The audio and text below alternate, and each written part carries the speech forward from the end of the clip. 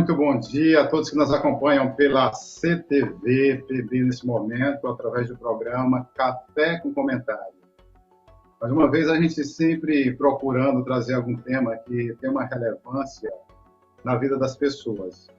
E hoje, mais uma vez, com a ausência do Renato Moraes, a quem eu quero deixar um abraço, mas agradecendo também a todos que estão contribuindo para que a gente possa estabelecer esse diálogo nessa manhã de quinta-feira. Mandando um abraço para o Marlon, que está aí nos estudos, dando direcionamento nas nossas atividades. E também agradecendo hoje ao nosso convidado, que já esteve aqui outras vezes e que vem também dar novas contribuições em relação a essa discussão de hoje, que é sobre o uso, especialmente das redes sociais, como nessa ferramenta está presente na vida de todos nós. Então, nós teremos aqui uma conversa com o doutorando Jefferson Felipe, da cidade de Sumé, e que conversa com a gente hoje diretamente de Portugal, da cidade de Lisboa. Então, o Jefferson é cientista da computação, com ênfase em engenharia de software e qualidade de software. Mestre em ciências e tecnologias em saúde, doutorando na Universidade de Coimbra, na área de Human Center. Computação centrada no humano.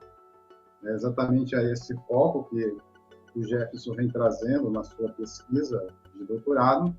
Aqui eu quero convidá-lo agora para a gente poder estabelecer justamente essa conversa sobre esse tema, Então, muito bom dia, Jefferson. Mais uma vez, eu te agradeço pela disponibilidade e pelas importantes contribuições que você sempre traz à medida que participa com a gente desses debates tão relevantes, de forma geral, para a sociedade. Então, muito bom dia, Jefferson.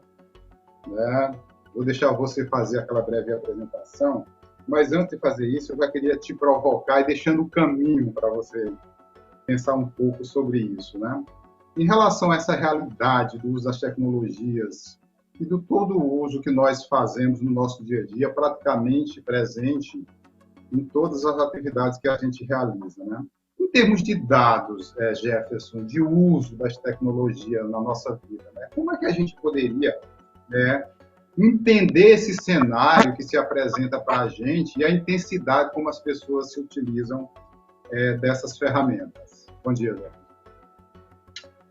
Bom dia, Hernandes. Bom dia a todos e todas que estão aí assistindo a gente. Daqui eu mando meu abraço, meu café também, que da outra vez eu fiquei com inveja quando eu tinha colocado um café e dessa vez eu trouxe um café para mim também.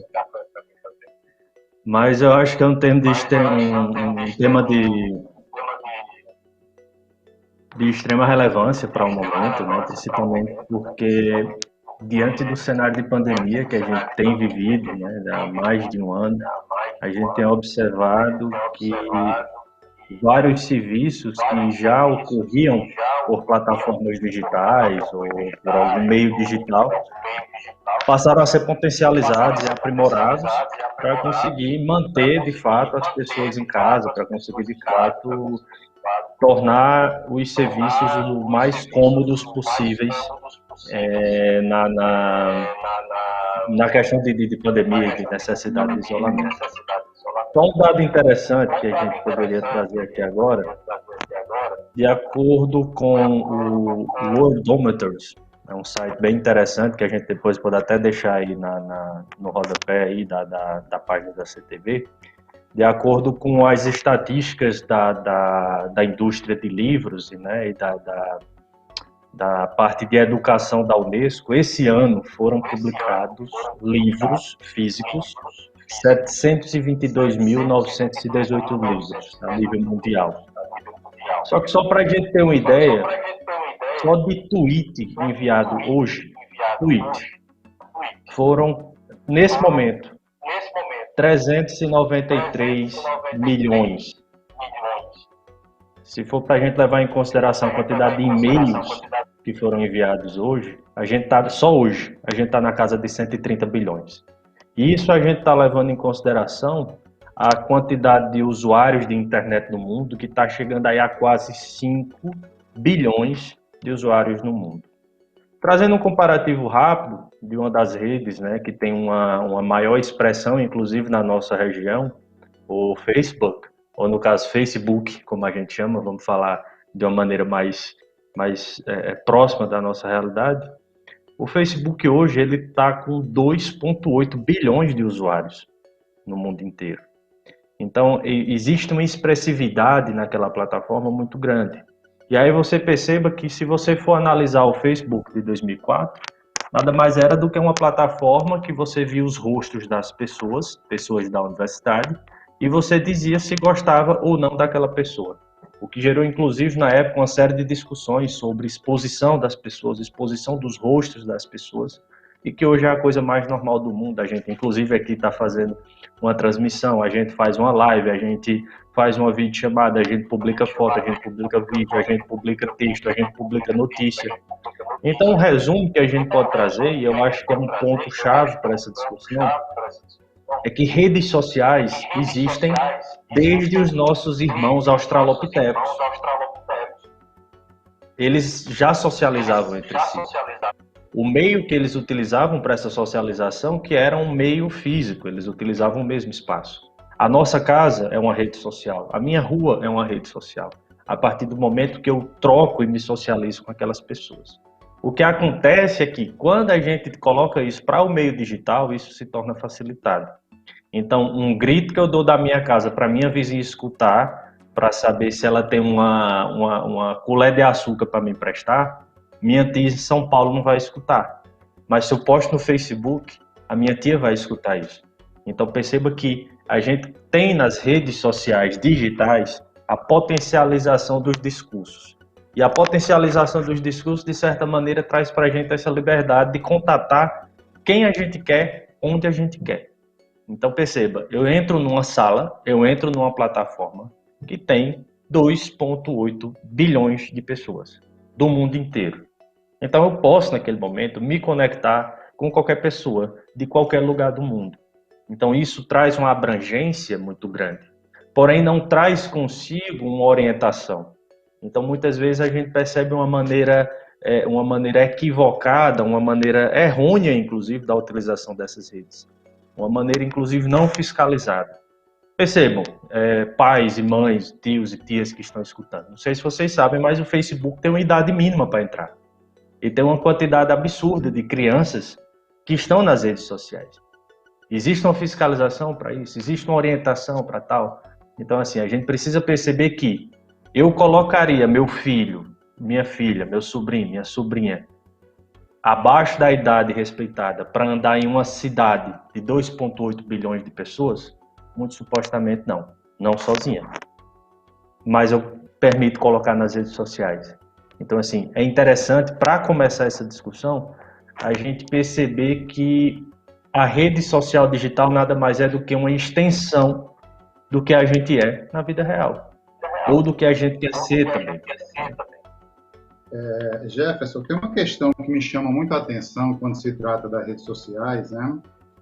E aí eu acho que você pode pensar com mais precisão comigo sobre isso, em relação ao nível de exposição, né? Claro que você traz essa discussão, por exemplo, quando se trata que essa ideia de rede social, né, a gente utiliza muito na atualidade para falar sobre a rede social digital. Mas essa concepção de socialização, né, como você mesmo trouxe, ela vem há muito tempo. E aí eu te pergunto, em relação a isso, né, mais a ponto de reflexão sobre essa questão, né, me parece, né, que há um nível de exposição muito intenso das pessoas. E me vem um questionamento sobre essa questão, se as pessoas elas têm uma dimensão clara sobre o nível de exposição que acontece, que muitas vezes são questões da vida muito pessoal, questões muito particulares, né, da vida das pessoas que acabam se tornando públicas, né? Então, será que, por exemplo, né, quando você traz essas questões, né, que tem um limite de idade mínimo aí, né, para acessar, né, quer dizer, tem alguns critérios, né? Esses critérios, por exemplo, né, será que eles são de fato seguidos? Mas a questão central que eu queria pensar contigo em relação a isso Nós temos, por exemplo, né, uma sociedade que tem uma dimensão clara sobre os efeitos das redes sociais na vida das pessoas, por quê? Isso que a gente traz, né? Uma notícia falsa, uma colocação mal feita, né? Isso pode afetar de forma direta a vida de outras pessoas, né? E de fato isso acontece, né? Nós temos visto aí ao longo dessas discussões e da presença, né, de diversos atos de algumas pessoas que têm trazido repercussões na vida de algumas pessoas, né? Como é que isso pode ser entendido dentro dessa realidade do uso das redes sociais de uma forma talvez não tão racional, não tão consciente da dimensão que ela pode alcançar? Então, Hernandes, eu acho uma colocação muito interessante essa que você trouxe. Trazendo um pouco em volta do que eu acabei de falar, a rede social digital é uma extensão do que a gente tem, ou do que a gente quer ter, né? Eu estava estudando ontem um paper do pessoal lá da Suécia que falava sobre o papel dos jogos, né, na questão de melhorias psicológicas para pessoas que enfrentam problemas difíceis durante a vida. Isso traz também para as redes sociais, entendeu? Nas redes sociais eu consigo utilizar, digamos, filtros que me deixam com a aparência que eu queria ter, mas que eu não posso ter na vida real. Nas redes sociais eu consigo digitar o que eu quiser e não preciso olhar na cara da pessoa. Nas redes sociais, por muitas vezes, que é tida exclusivamente como entretenimento, o pessoal não tem muita noção do quanto é exposto a sua opinião, o quanto é exposto a sua vida pessoal, o quanto é exposto a aspectos que fazem a diferença ou não no seu grupo, na sua sociedade, no seu lugar. Então, assim, as redes sociais têm sido levadas assim, muito como um reles entretenimento. Claro que tem um papel de entretenimento as redes sociais. É muito agradável, por exemplo. Eu sou sincero a lhe dizer, quando eu criei minha conta do Facebook em 2008, acho que foi 2007, 2008. Antes disso eu tinha criado, acho que o Orkut, né, em Sumé, acho que pouquíssimas pessoas tinham Orkut na época, porque praticamente não tinha nem lan house na internet, então assim, era um boom, porque era uma possibilidade de nós encontrarmos pessoas que estavam longe. Era uma possibilidade de eu me mostrar. E isso acontece, Hernandes e o povo que está escutando a gente, a partir do que a gente chama de Web 2.0, que vem aí dos anos 90, que é o quê? A gente deixa de apenas receber informação, porque a primeira versão de internet era um depósito de informação. Era a mesma coisa de eu receber um jornal na minha casa, que eu abro o jornal, leio e pronto. Se eu tiver com raiva da notícia, a notícia nunca vai escutar.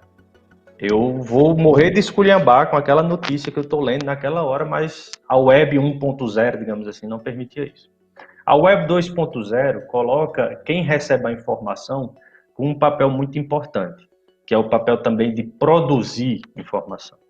Existem alguns autores, existem algumas pesquisas que inclusive utilizam esse termo, que eu imagino que não existe na língua portuguesa, mas é o de prosumidores. A partir do momento que a gente está em rede social, a gente se torna consumidor de conteúdo do nosso grupo e de grupos externos, né, que é assim, algo que a gente precisa também alertar nessa conversa, que acho que é uma próxima pauta agora, e também produtores de conteúdo. Nesse momento, por exemplo, nós estamos produzindo conteúdo para a Cariri TV, mas eu posso muito bem pegar meu smartphone e aqui na minha rede social fazer e produzir conteúdo. Então, assim, a partir do momento que é necessário, ou melhor, existe a possibilidade de produzir conteúdo também, em muitas situações a população não está tão preparada sobre o que é conteúdo, o que é que eu posso colocar. E, de certa maneira, também, até um bom tempo atrás, não existia nenhum tipo de fiscalização nas redes. Não existia um botão de denuncie determinada atrocidade que você está vendo aqui na rede social. Então, assim, a coisa tomou um volume, tomou uma dimensão muito grande. E eu sou sincero a lhe dizer que a nível de rede social, a nível de jogos, a nível de sistema que vai lidar com muita gente, o Brasil é tido como um dos países mais desafiadores. Então, muitas plataformas que são criadas mundo afora, elas são testadas em vários países para que depois seja aberto isso no Brasil, para que possa se testar em uma sociedade múltipla, diversa e miscigenada. Porque, assim, cada um vai ter sua maneira de olhar o Facebook, cada um vai ter sua maneira de olhar o Instagram. E aí perceba que o que eu falei no começo, a remodelagem desses espaços em relação ao que o povo apresenta. Existe hoje no Facebook uma plataforma chamada Marketplace, que nada mais é do que um mercado. A partir do momento que eles perceberam que o pessoal estava toda hora lá postando na sua página pessoal algo relacionado a vender ou comprar determinado produto.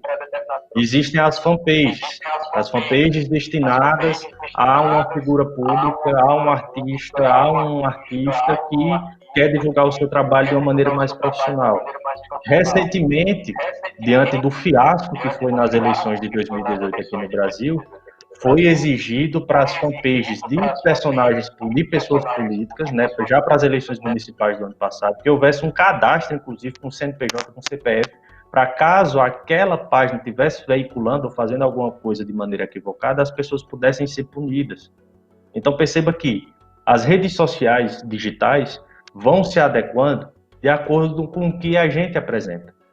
Tem agora, não tinha a possibilidade sequer de você postar vídeo no Facebook. Claro que também a infraestrutura de hardware, de arquitetura de parque informático não permitia isso naquela época. Mas a partir do momento que percebe-se isso, criou-se, por exemplo, acho que é o Facebook Party, Facebook Watch, que eu posso convidar meus amigos para assistir um vídeo específico e nós todos ficarmos comentando. Que é a mesma coisa de eu chamar a turma aqui para casa para assistir um filme. Então perceba, existe essa modelagem das redes sociais para o que o povo está mostrando que quer. Porém, o contrário não existe. O contrário não existe. A sociedade não tem alertado-se, por exemplo, quando posta a foto do filho saindo da escola com a localização e a farda. Qualquer pessoa pode ver isso, qualquer pessoa pode fazer o que quiser. Então, assim, é interessante e é necessário que haja algumas cautelas. E da mesma maneira que a gente precisa fazer um curso para dirigir um carro, eu penso que seria interessante nas escolas, seria interessante em alguns espaços de vivência, por exemplo, nos serviços de convivência e fortalecimento de vínculos, cursos que orientem os pais, que orientem os responsáveis também, sobre boas práticas de utilização da internet, para que a gente possa, de certa maneira, ter uma orientação nesse sentido. Eu acho que é importante, que é relevante e vale a pena explorar esse universo, porque, assim, a tendência é, e muitas vezes a gente observar um cenário de barbárie dentro das redes sociais, de ameaças, de trocas, de violência, propriamente dita. Então, assim, eu acho que a gente precisa também se preparar e também sempre estar se autocriticando, se autoanalisando em relação ao que a gente posta, o que a gente compartilha, o que a gente lê, de onde a gente lê. Então, assim, acho que isso é muito importante. Você traz um ponto que me chama bastante atenção, especialmente eu acho que quem trabalha com educação fica muito atento a essas questões, né? As boas práticas, né? Que para mim é algo que é fundamental para ser pensado e praticado de fato, né? Eu vou remeter aqui, né, dois teóricos, dois filósofos, né, que chamam a atenção para isso, que é o filósofo francês Edgar Morin, né, quando ele, né, traz uma discussão sobre a teoria da complexidade, pensando nesse modelo de sociedade que a gente tem hoje, e lá quando ele escreve um livro, né, e ele pensa algumas questões, o que é uma cabeça bem feita e o que é uma cabeça bem cheia, né? E o Mário Sérgio Cortella, né, aqui do Brasil, que ele vai falar, diz que é preciso ter muito cuidado, né, para a gente não naufragar ao invés de navegar na internet, né? Então, essas concepções me chamam a atenção quando eu penso isso dentro de um processo educativo. E aí eu penso que a escola, nesse sentido, ela tem que ter uma preocupação justamente nesse bom uso dessas ferramentas, né? Porque, né, isso me chama a atenção em relação a essa questão, né? Parece que como a gente pode estar refletindo e utilizando essas ferramentas como um instrumento pedagógico, né? E aí eu penso que entra uma série de questões para isso, porque não depende só do aluno, mas também depende da formação dos e das docentes, né? Porque o bom uso dessas ferramentas não é simplesmente a questão técnica, mas tem toda uma série de instrumentos metodológicos, didáticos, né, que devem ser levados em consideração, conteúdo a ser trabalhado, entender isso também de uma forma mais crítica, né? Então, a gente começa a perceber que a questão ela tem um nível de profundidade muito maior e deve ser tratado com bastante cuidado nesse sentido, né? Então, eu penso que essas questões, por exemplo, quando a Edgar Morin diz, olha, nós precisamos de uma cabeça bem feita e não a cabeças bem cheia. É que está querendo chamar a atenção disso, né? Ou seja, nós somos bombardeados o tempo todo por uma quantidade de informações absurdas, né? No entanto, será que nós conseguimos filtrar, selecionar aquilo que de fato é relevante para a nossa vida e descartar aquilo que não é tão significativo, né? Ou até mesmo as próprias instituições de ensino, os profissionais da área, têm dificuldade em relação ao uso com uma finalidade pedagógica? Eu acho o seguinte, Hernandes, amei as citações que tu fez aí, Morin, dei uma lida nele na época da graduação, fantástico. Cortella dispensa comentários. Da primeira parte, né? Uma cabeça bem feita ao invés de uma cabeça cheia. Uma das grandes características que existem na rede social digital é a facilidade no acesso à informação. Né? Isso é um fato. Antes, digamos assim, vamos trazer um exemplo aqui básico de propaganda, tá? Eu sabia que teria uma campanha de vacinação na minha cidade a partir do momento que o carro de som passasse na porta da minha casa. Ou que eu tivesse com o rádio ligado para escutar naquele momento. Perceba, eu preciso estar apto a escutar aquilo. Preciso, assim, estar dedicado exclusivamente para escutar aquilo. Hoje a gente está passando pela questão da pandemia da Covid-19. E meu último posto de trabalho foi na Secretaria de Estado da Saúde e a gente desenvolveu uma aplicação para o pessoal se cadastrar e ele receber a notificação quando a vacina estivesse próximo de chegar. Por que é que eu estou trazendo isso? A partir do momento que a gente utiliza as redes sociais digitais, a gente meio que canaliza o conteúdo. E uma pessoa e um órgão, uma entidade que canaliza um conteúdo, ela sabe muito bem quem ela quer atingir. Então, a partir do momento que as redes sociais digitais também possuem uma série de mecanismos de tecnologia que sabem muito bem o que é que a gente quer, o que a gente gosta, a gente é bombardeado de informação de todo canto. Então, assim, uma coisa que eu faço, inclusive comigo mesmo, em relação a confiar ou não em uma notícia ou em uma postagem. Eu recebo notícia todo dia, desde política do Brasil, desde política mundial, aí bota poesia, aí bota música, aí bota as coisas da minha área de computação, enfim, de tudo eu recebo. Até porque a minha rede social sabe quem eu sou. Eu permito isso. Quando eu curto alguma coisa, quando eu compartilho alguma coisa, a rede social sabe muito bem. Os últimos processos que o Facebook pegou, por exemplo, identificou que os mecanismos de análise de personalidade do Facebook conseguia traçar aproximadamente 600 traços de personalidade de cada usuário, identificando qual tipo de coisa curte, qual tipo de coisa compartilha, a média de duração de vídeo que assiste, quais os temas que gosta, qual a região que anda, tudo isso. Então, acho que se a gente fizer uma autoanálise, vamos pegar aqui um caderno e analisar 600 pontos sobre mim mesmo, eu não vou conseguir. Talvez até manhã não consiga, que é a pessoa que talvez mais me conheça, ou minha esposa. Mas, assim, a gente precisa levar em consideração que se uma pessoa chegasse na minha casa com um jornal, ou sei lá, pelo menos dizendo uma notícia falsa, quais seriam os critérios que eu iria utilizar para continuar divulgando aquela informação? No mínimo eu ia perguntar àquela pessoa, oxe, de onde danado tu tirasse isso? Por quê? Aquela pessoa se deslocou até a minha casa. Eu precisei escutar aquela conversa todinha. Eu precisei sentir aquela conversa todinha para poder divulgar. O que é que acontece na rede social? A gente é bombardeado de notícias. E nem sempre as notícias são verdadeiras. Nas eleições de 2018, por exemplo, a gente teve um aumento, segundo a verificação do Kaspersky, que é um sistema de antivírus conhecido mundialmente, e ele faz uma análise dos tipos de ataques que acontecem em cada país. E na época das eleições de 2018, a gente foi bombardeado por uma coisa chamada botnet, que são uma rede de robôs que divulgam conteúdo.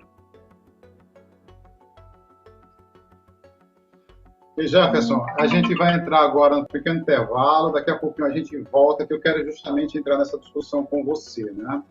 Como é que as redes sociais, por exemplo, elas são utilizadas hoje como instrumento político no sentido geral, né? Porque a gente entra num debate aí muito forte sobre a questão da política partidária, mas também a gente percebe também que as redes elas têm sido utilizadas muito como instrumento de militância dos movimentos sociais. Então, eu quero tratar disso com você daqui a pouquinho, depois do nosso intervalo. Sim. Beleza, legal.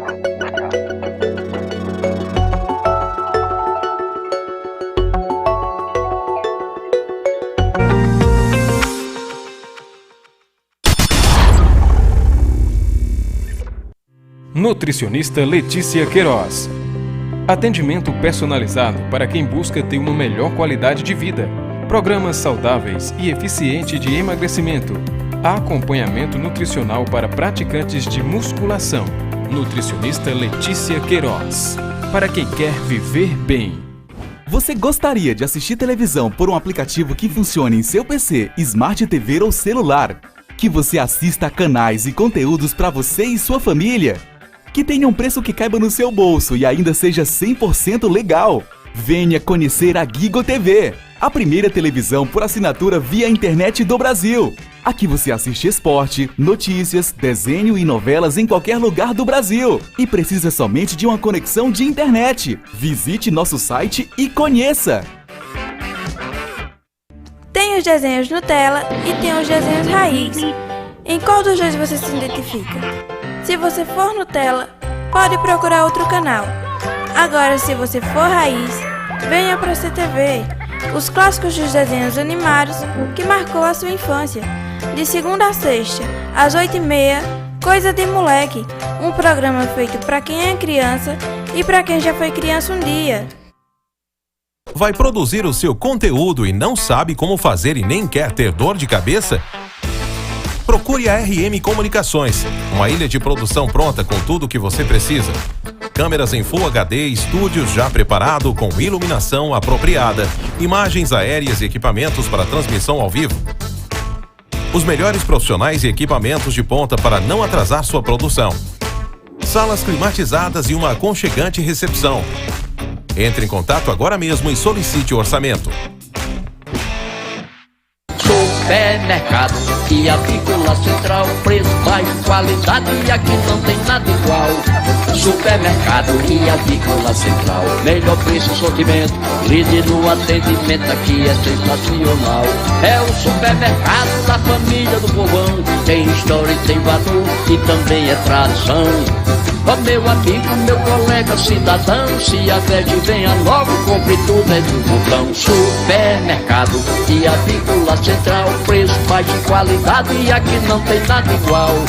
Supermercado e Avícola Central, líder no atendimento, aqui é sensacional. O que precisa você pode procurar, hortifruti, frigorífico, venha logo aproveitar. Nós atendemos em Sumé e região, aqui arrebenta mesmo, é a boca do balão, não tem nem comparação. Você conhece a CTV PB? Apenas tem internet para estar conectado ao mundo. Não! Na Cariri Web você tem internet fibra ótica, acesso a canais de TV HD do Brasil e a programação local da Paraíba completa. Filmes, séries, desenhos, documentários e muito mais. Assine e tenha conteúdo exclusivo para você e sua família. Cariri Web Multiplay. Muito mais que internet. Sumé, Serra Branca, Monteiro e São João do Cariri. 83 3022 8655. Fibra ótica, TV HD, aplicativos de conteúdo. A informação bem apurada, Vejando a reportagem. investigada, Pra cá, pra conseguir mostrar direito pra você. sem nenhum viés ou amarras políticas. Os parlamentares apoiam todas as decisões Do jeito que acontece, na hora que acontece. E agora a gente está no local onde um assassinato aconteceu. A notícia com som e imagem. Conforme você vê na matéria. Os comentários com isenção, sem tendência. À medida que um gestor ou um candidato a ser gestor público não cumpre determinados critérios, Aqui, nenhum fator externo dita o que entra em nossa pauta. Eu sei que o prefeito tem um projeto, o deputado falou, mas isso aqui é para ontem, não é para hoje não. Jornal da CTV, de segunda a sexta, às 19 horas. Informando com credibilidade o povo do Cariri paraibano.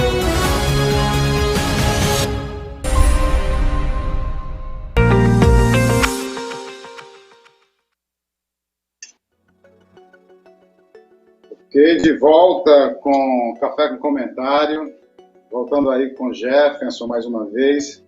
Jefferson, como a gente tinha adiantado, né, antes do nosso intervalo, tem umas questões que na atualidade, né, ela mexe muito, né, com todos nós, especialmente, né, a gente percebe que há uma efervescência, um debate político muito forte na atualidade, né, o posicionamento das pessoas nas redes sociais, elas se manifestam com bastante intensidade, né?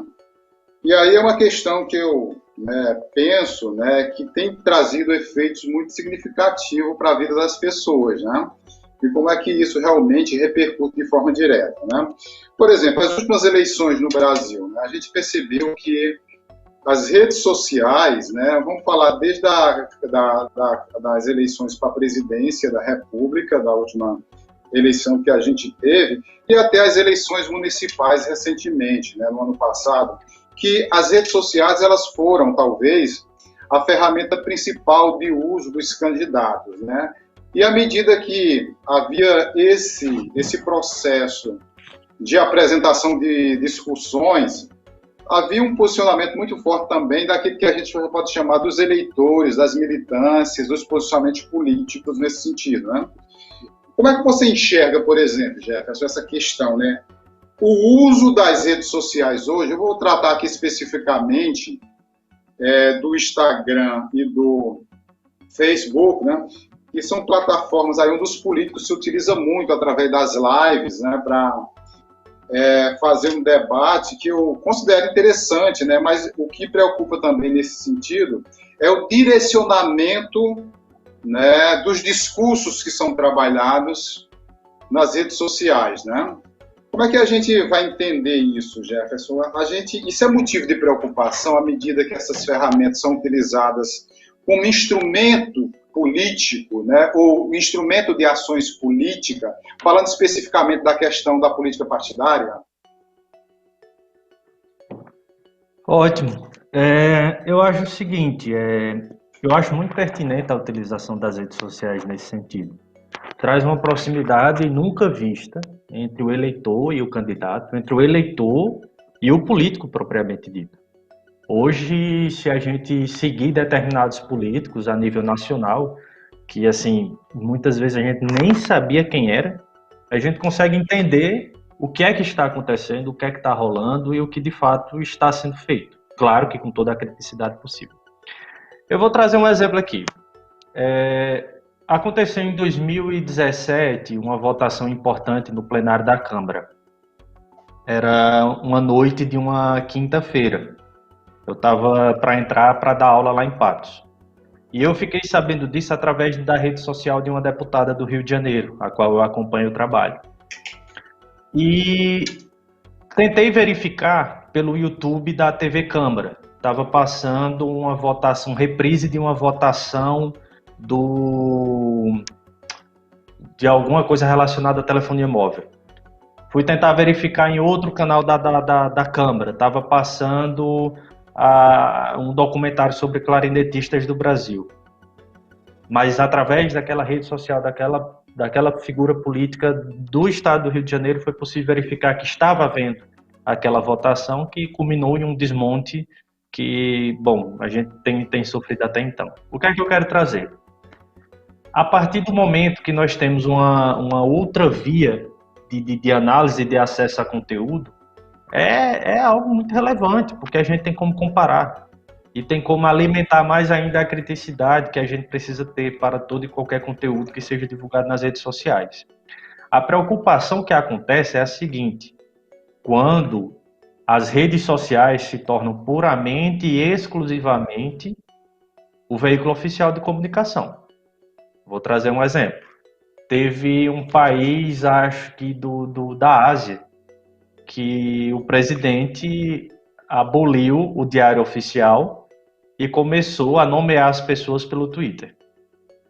E teve um ministro que não assumiu porque não criou um Twitter. Então ele disse, não, você não vai assumir porque você não tem um Twitter.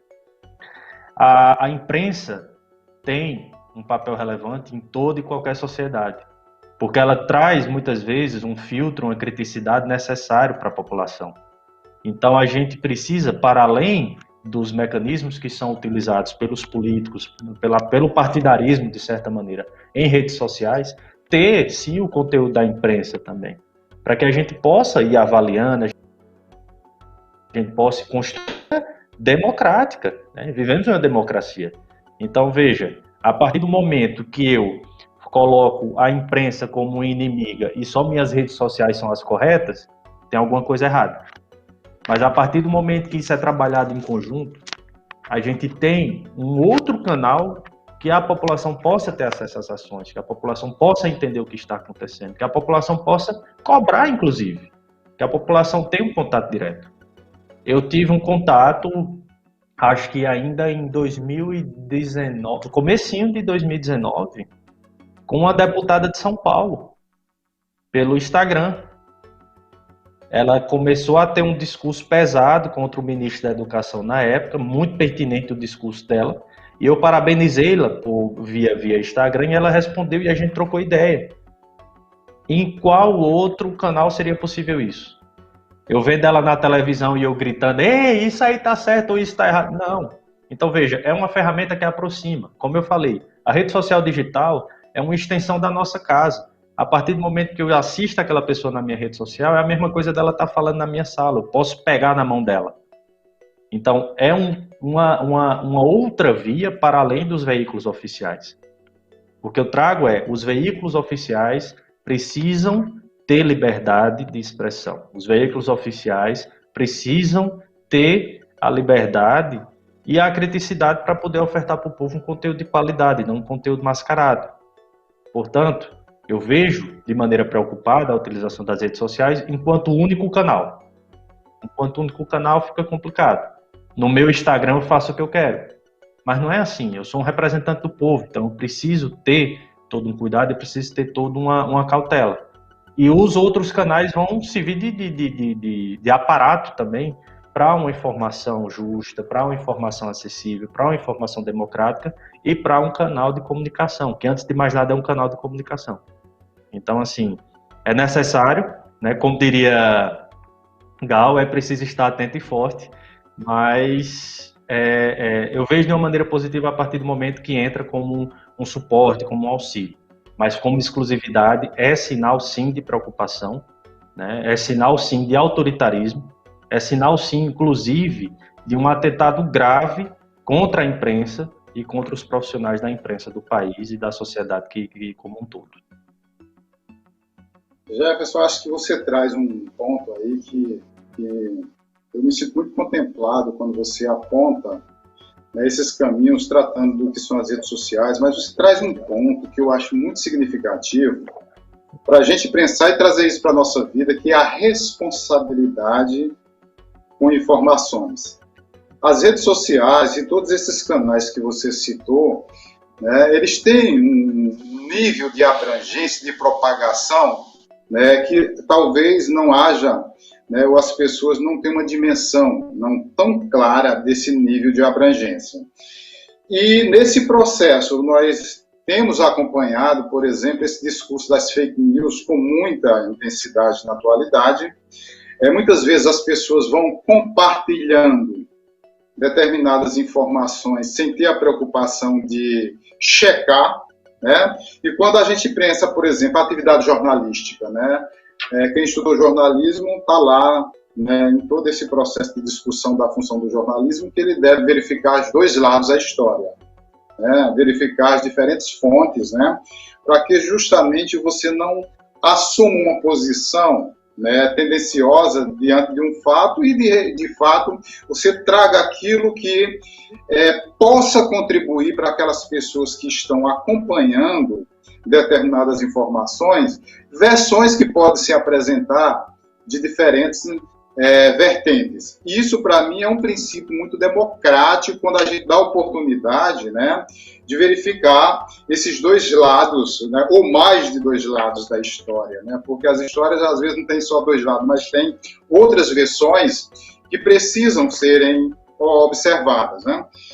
E nessa onda que a gente tem tido, né, recentemente, né, eu vejo algumas questões que elas chegam com bastante questionamentos, né, à medida que são propagadas, né, e à medida que elas são propagadas, muitas vezes não se pensa ou não se busca a fonte, a origem dessas informações e a veracidade desses fatos, né. Chegou a notícia, agradou, a pessoa não verifica, ela simplesmente compartilha e o processo ele vai se tornando, né, uma bola de neve, chegando a cada vez mais a uma quantidade maior de pessoas, né. E isso, para mim, pode gerar, né, uma questão muito questionável no sentido de dizer como é que a gente pode, né, construir uma credibilidade em relação às informações que podem ser ou que estão sendo propagadas através desses meios. Eu posso chamar também meios de comunicação não jornalístico, né, mas não deixa de ser um meio de se comunicar com as pessoas que se fazem tão presente na vida de todos nós, né? Então, é possível, por exemplo, a gente pensar um caminho para amenizar esses impactos da propagação das fake news hoje?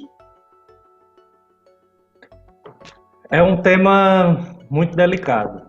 E muitas vezes, principalmente em redes sociais, eu vejo memes e vejo até algumas postagens que dizem o brasileiro precisa ser estudado. Mas o brasileiro tem sido estudado há muito tempo. E em nome das pessoas que estudam os brasileiros e outros tantos, que estudam a sociedade, eu compartilho e ofereço minha solidariedade para minha esposa Suzy, que é cientista social, ao mesmo ponto que não me dá minha solidariedade aos profissionais da comunicação que tanto têm sofrido nesse nosso país.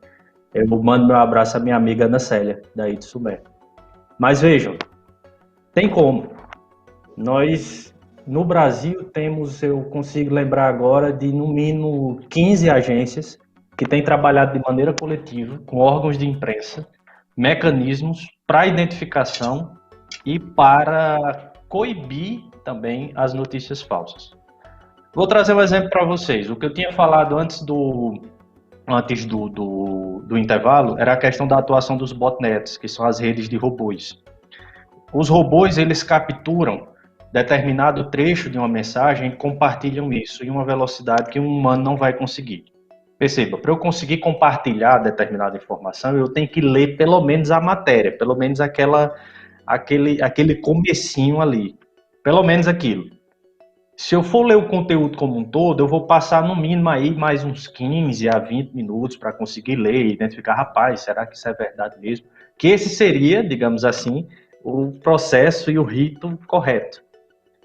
Só que os botnets, eles conseguem fazer isso numa velocidade que, dependendo do nível de programação que eles tiveram, de fazer em média por cada bot, sei lá, 1000 compartilhamentos por minuto.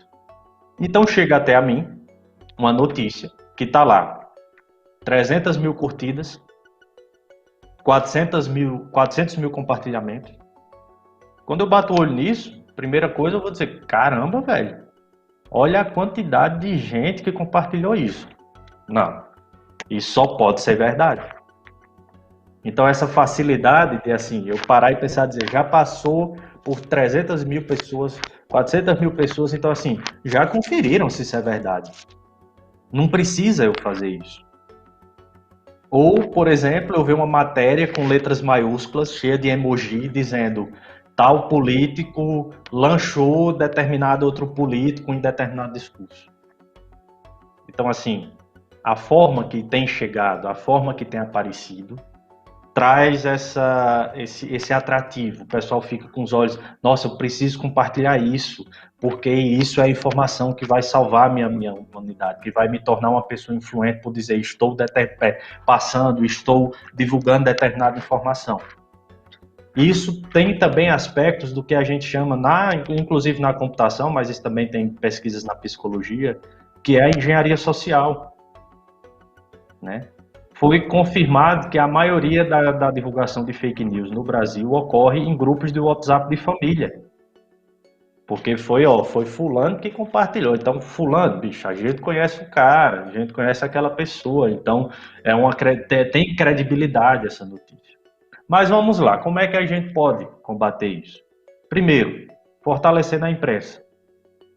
Segundo, conhecendo os mecanismos que têm atuado aí no Brasil no combate a notícias falsas, que não é uma pessoa, são vários profissionais da imprensa, profissionais das ciências sociais, profissionais da computação, profissionais da psicologia, enfim, é um grupo de pessoas que tem parado para analisar notícia por notícia.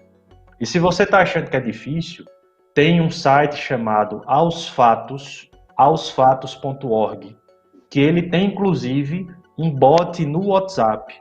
E se você recebe a notícia, você manda para o WhatsApp desse pessoal e eles verificam a notícia e traz para você de volta se aquilo é verdade ou não. Mas antes de mais nada, a gente precisa retomar, e isso é também um processo didático, a leitura. Vamos ler aquilo, vamos interpretar aquilo.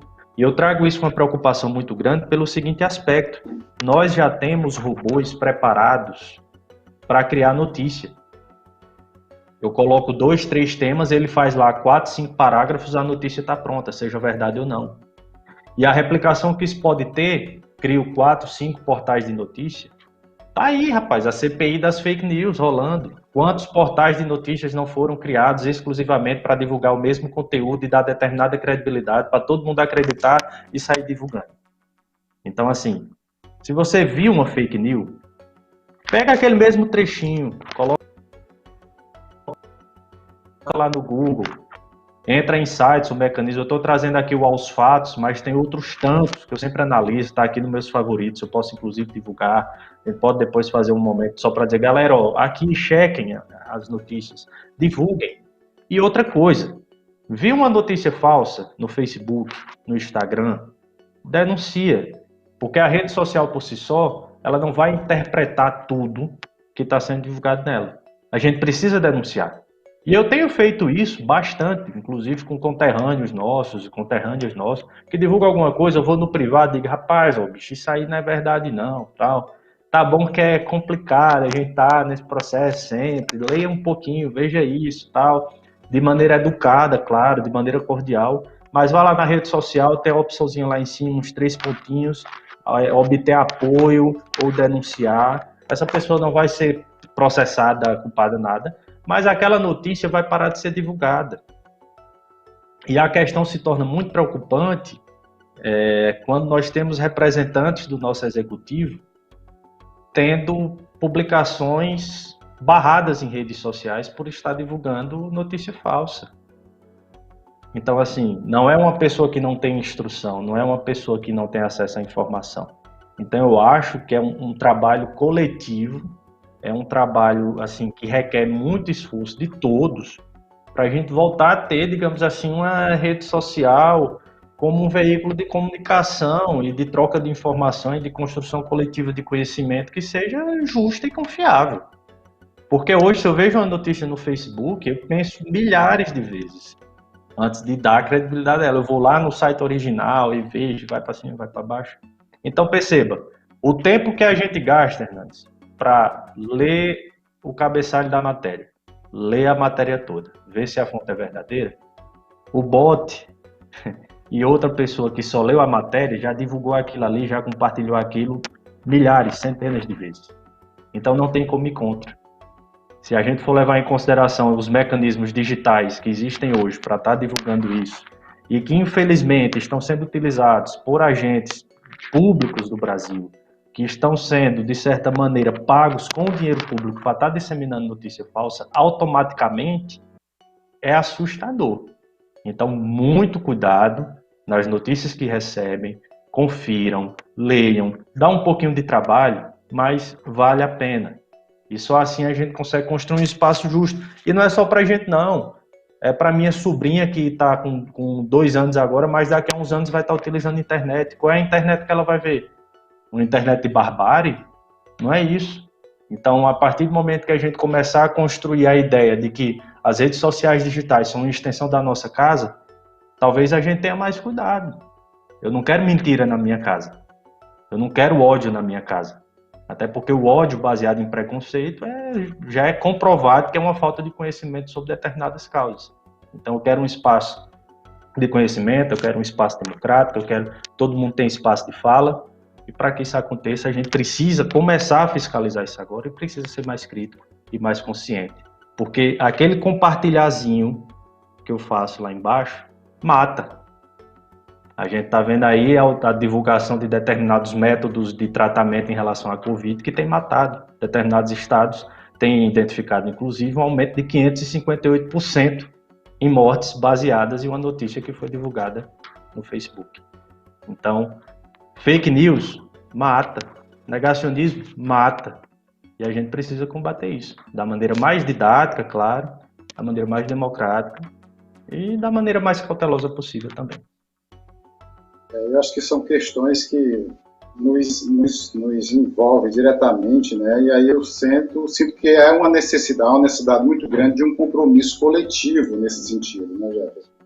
Mas, Jefferson, tem um ponto aqui, né? Antes de encerrar, a gente já está bem próximo da nossa conversa, do final da nossa conversa, mas tem uma questão que tem me chamado a atenção, não só nesse período de pandemia, mas é uma questão que já vem nos acompanhando há algum tempo, que é sobre a questão da presença dos movimentos sociais, né, nas redes sociais. Os movimentos sociais sempre assumiram um papel muito importante na luta por direitos. Vou tratar especificamente do caso do Brasil.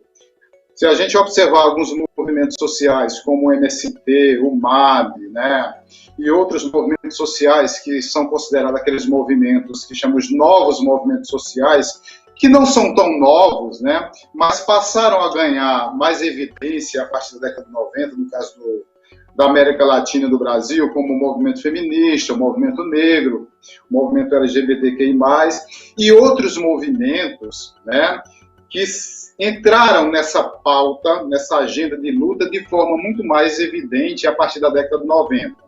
E foram classificados como chamados novos movimentos sociais. Mas o que classificou sempre, né, o que deu muita força aos movimentos sociais, foi a ocupação do espaço público. É o ato político nas ruas, né, ou sempre foi o ato político nas ruas que gerou uma repercussão quando você tinha 200 mil pessoas na rua gerando um ato político, 300 mil pessoas, enfim. O próprio movimento estudantil que eu não citei, mas que sempre teve um papel muito importante nesse processo, né? E nos últimos tempos, por exemplo, nós temos acompanhado que essas plataformas digitais elas têm sido muito utilizadas como espaço de militância dos movimentos sociais, que ao mesmo tempo que eu considero extremamente relevante, mas também isso me gera uma preocupação, né? Porque eu penso que as redes sociais elas podem ser um espaço de mobilização, muito importante de mobilizar pessoas.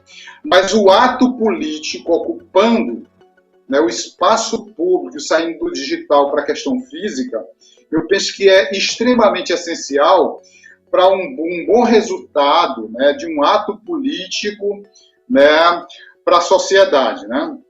E aí eu tenho chamado isso de militância online, lembrando assim que considero extremamente significativo essas ações, mas eu penso que elas não devem se limitar ao espaço das redes, né, porque há uma militância muito forte nas redes, e a presença do político que possa dizer, olha, nós estamos aqui ocupando esse espaço que ativas possam acontecer na sociedade. E aí eu gostaria de trazer com você esse olhar sobre essa questão, né, da presença dos movimentos sociais, né, nas redes sociais como espaço de militância política. Perfeito. Eu acho que isso é um tema, Hernandes, que é essencial da gente olhar por dois lados, né? A partir do momento que a gente se põe como militante de determinada causa, em alguma rede, em algum espaço, a gente tende a encontrar uma série de apoiadores, da mesma forma que a gente tende a encontrar uma série de pessoas que vão contra nossos pensamentos. Nós nunca tivemos, acho que na história do Brasil, né, dessa nova Constituição, tantos youtubers. Está lá no cadastro do Tribunal Superior Eleitoral, profissão youtuber, profissão criador de conteúdo digital, profissão relacionada a alguma mídia digital. Nós temos em estados que tem uma grande importância na economia brasileira, por exemplo, São Paulo, vários exemplos dessa natureza. Ao mesmo tempo que nós temos outros movimentos, como por exemplo o MST, que tem feito um trabalho de divulgação excelente através das redes sociais. Porque tem muita gente que imagina que tem 1 hectare de terra em Sumé, cria 20 cabeças de bode, planta seus coentros, seus alfaces, que o MST vai entrar e vai tomar. E a gente sabe que o MST tem um papel totalmente diferente. A gente sabe que o MST tem uma importância muito grande em relação à transformação e à geração de renda para pessoas do nosso país. E de colocar nosso país em evidência como um dos maiores produtores de arroz, por exemplo, do mundo, arroz orgânico.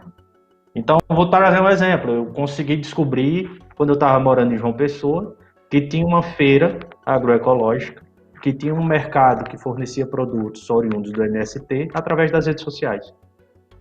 E até eu, que tenho pesquisado, tenho escutado e defendo o MST com unhas e dentes, descobri coisas que eu nunca imaginei que o MST fazia também.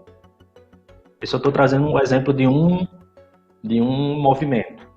Se a gente trouxer para o movimento estudantil, se torna fácil a gente conseguir juntar os povos que pensam da mesma forma que a gente. Vou trazer um exemplo.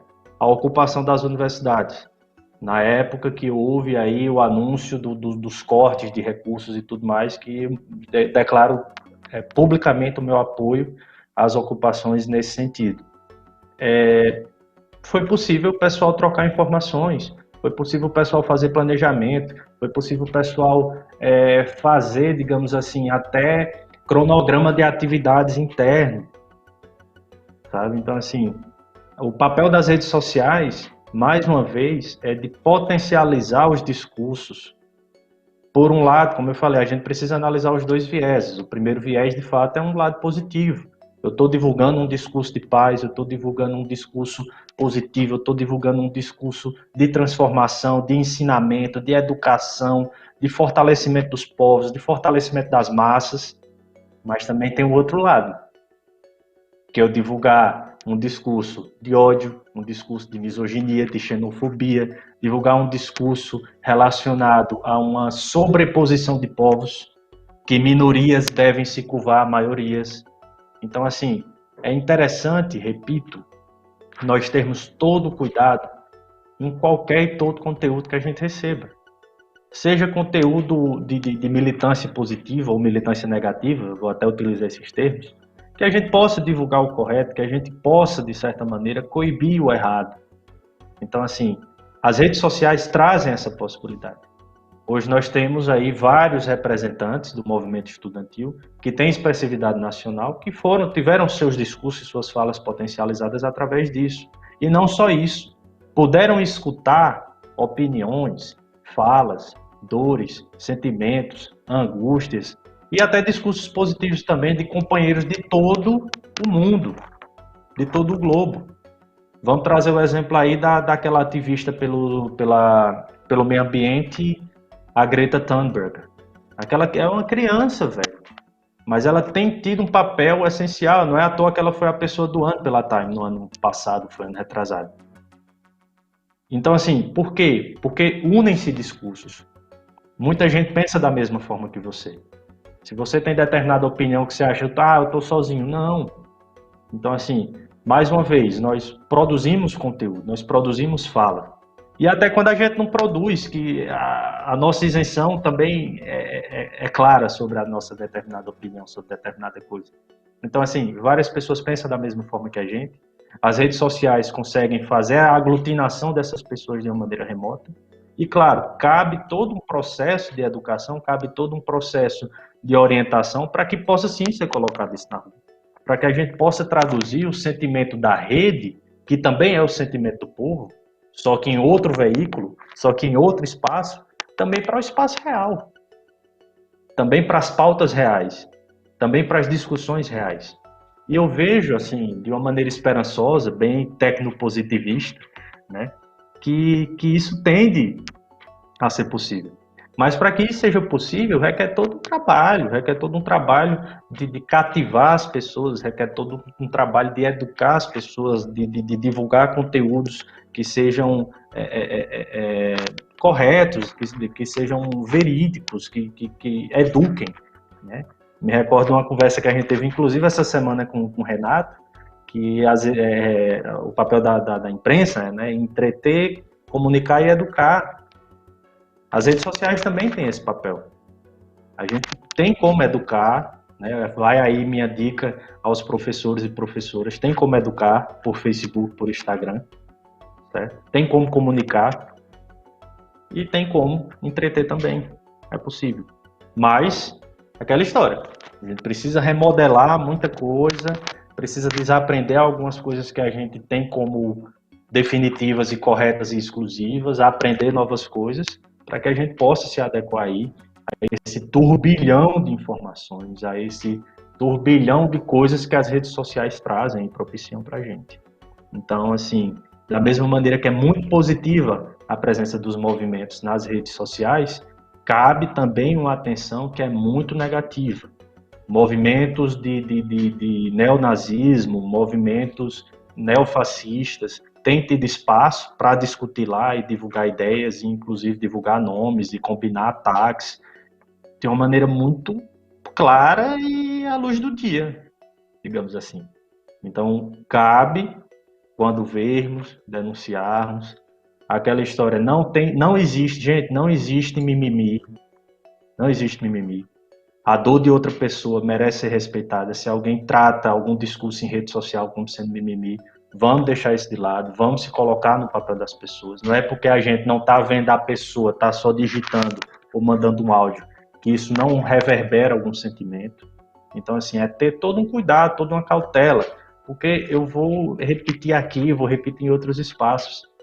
As redes sociais são uma extensão da nossa casa, são uma extensão da nossa imagem. Cabe a reflexão a cada um de nós. Qual é a imagem que eu quero que se tenha da minha rua? Qual é a imagem que eu quero que se tenha da minha casa? Então, eu acho que ao se tratar de rede social digital, se faz necessário a gente ter essa cautela e essa atenção.